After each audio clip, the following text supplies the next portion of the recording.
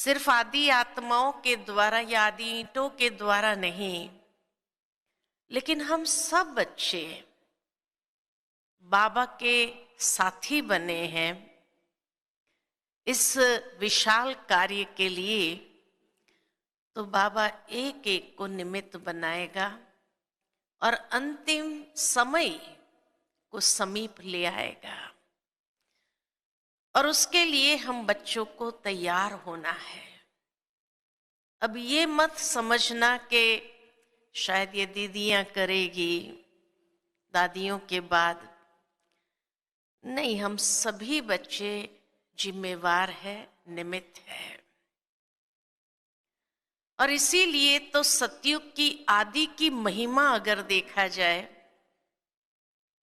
तो उस आदि की महिमा में सभी देवताओं के लिए यही महिमा गाई जाती है। 16 कला संपूर्ण, सर्वगुण संपन्न, संपूर्ण निर्विकारी, संपूर्ण अहिंसक, डबल अहिंसक। हर एक महिमा के आगे या पीछे संपन्न या संपूर्ण शब्द जुड़ा है।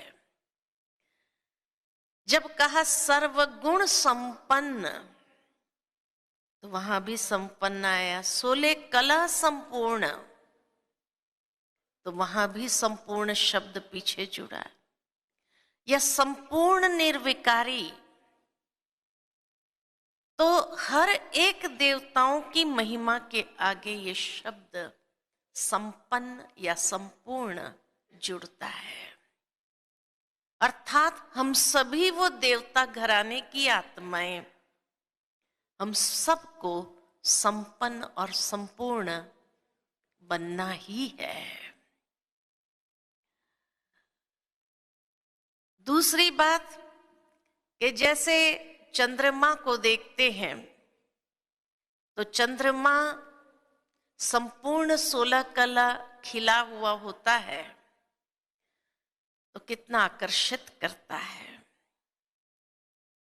तो इसी तरह हम सभी का भी वो संपूर्ण स्वरूप जैसे जैसे समीप आता जाएगा, अर्थात हमारे अंदर भी वो रूहानियत की आकर्षण सहज और स्वाभाविक हो जाएगी।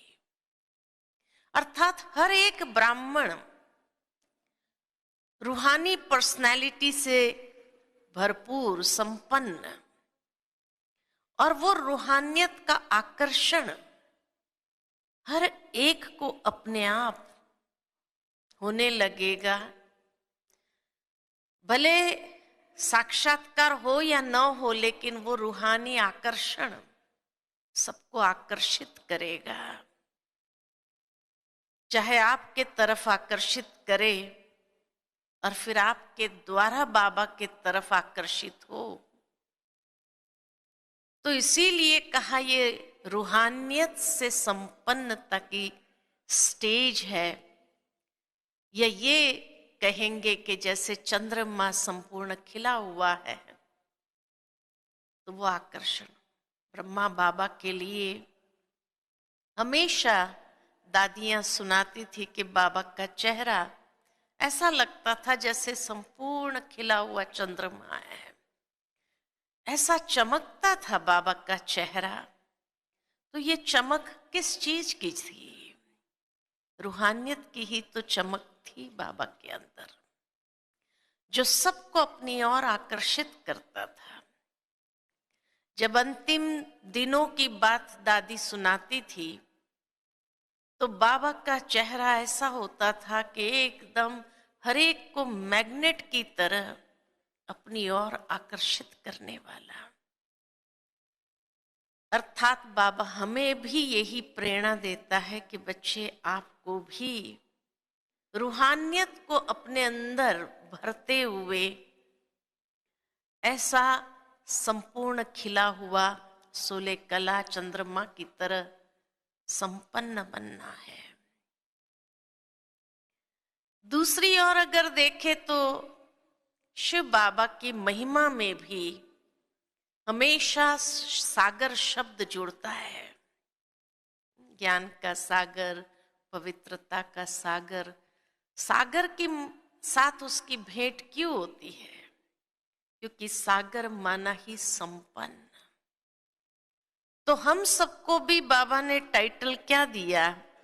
मास्टर सागर, मास्टर ज्ञान का सागर, मास्टर पवित्रता का सागर। तो मास्टर बना दिया बाबा ने हम बच्चों को। तो ये मास्टर अर्थात सागर समान संपन्न। नदियां सूख जाती है, तालाब भी सूख जाते हैं, लेकिन सागर कभी सूखता नहीं है, भरपूर है। तो ठीक इसी तरह हर खजानों से भरपूर, हर शक्तियों से भरपूर, जब ऐसी भरपूरता की स्थिति आती है अर्थात अचल अडोल स्थिति, संपन्न स्टेज अर्थात संपूर्णता, वो कभी किसी से तंग नहीं होते हैं, वो कभी किसी से उलझते नहीं हैं। अगर अब तक भी उलझते रहेंगे तो सुलझेंगे कब?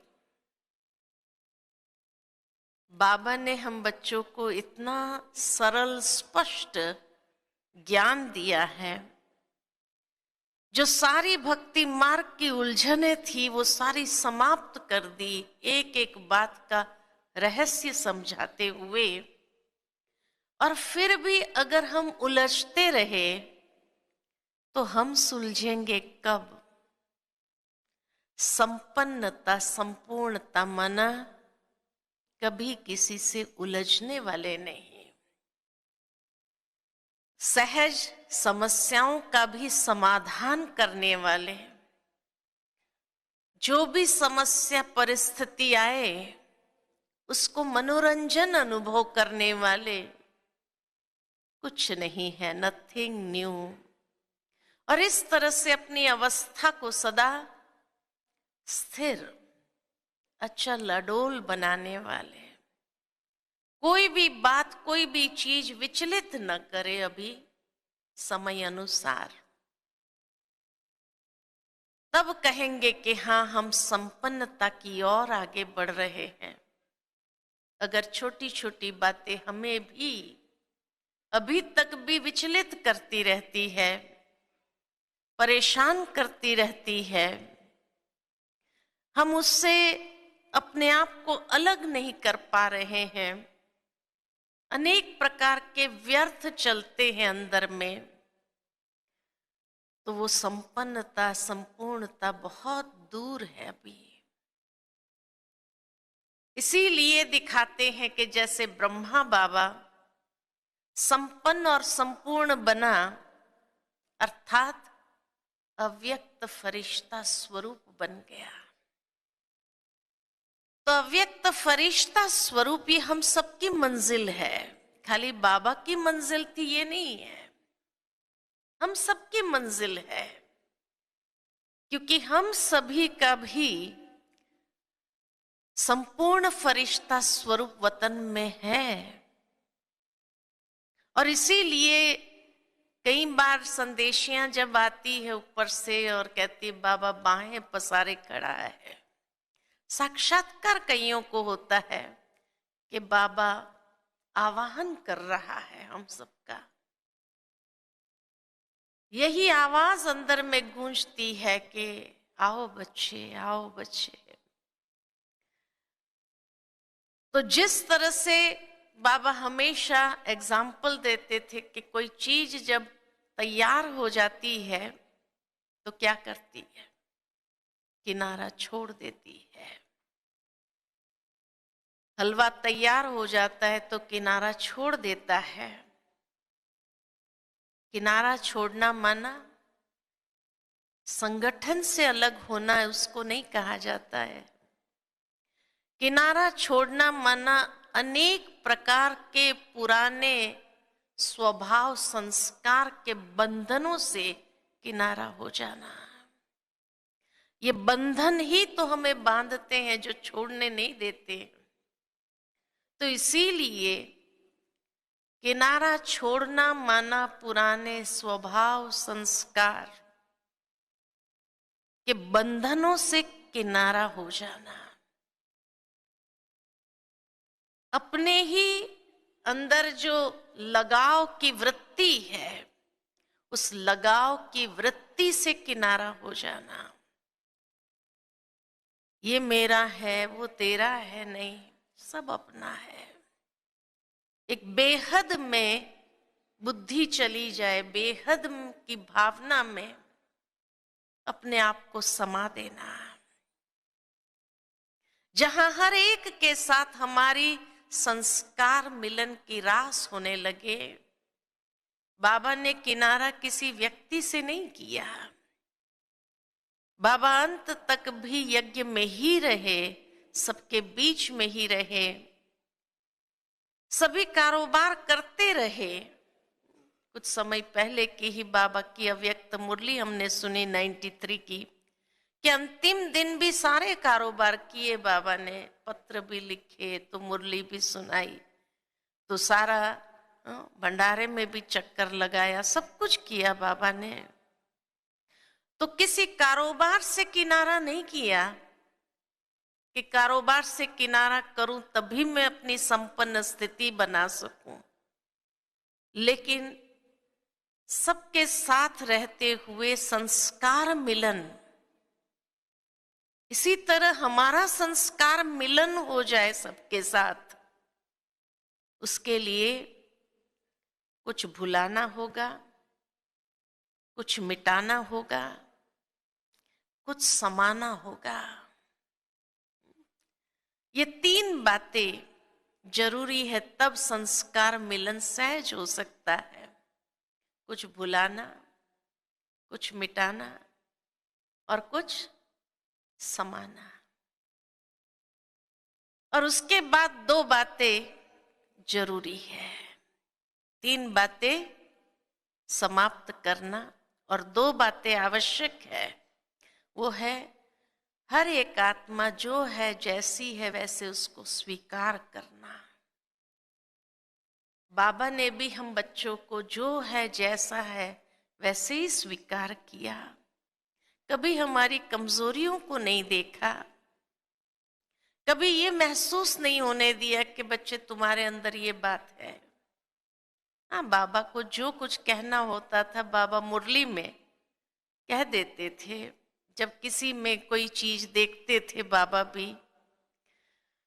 तो बाबा उसको देखते हुए समझते हुए अगर सावधानी देने जैसा लगता था तो बाबा इशारा देता था। लेकिन अगर बाबा को लगता था इस बच्चे के अंदर वो फीलिंग की बीमारी है और कहीं ये बाबा का हाथ छोड़ न दे, इतनी रहम की भावना, तो बाबा क्लास में सब कुछ कह देते थे, है ना। और उस समय शायद उसकी बुद्धि को टच भी करा देते थे कि हाँ, रियलाइजेशन हो जाता था कि हाँ, शायद मेरे अंदर ये बात है जो मुझे दूर करना है। आज बाबा ने मुरली में ये बात कही। तो इसीलिए जो आत्मा जैसी भी है उसको स्वीकार करना कि ये भी बाबा का बच्चा है, पुरुषार्थ कर रहा है। शुभ भावना, शुभ कामना का सहयोग देना। जैसे कभी कभी कीचड़ में कोई गाड़ी फंसी होती है, कोई व्यक्ति उसको निकालने की मेहनत कर रहा है और नहीं निकल पा रही है, अगर जाकर हमने थोड़ा सा सहयोग दे दिया तो निकल जाती है। ठीक इसी तरह कोई भी बाबा का बच्चा बाबा का बना है, कोई संपूर्ण होकर के तो आया नहीं, कोई दूसरी दुनिया से आया नहीं है, ऐसी दुनिया के और 84 जन्म पूरे करके आया है।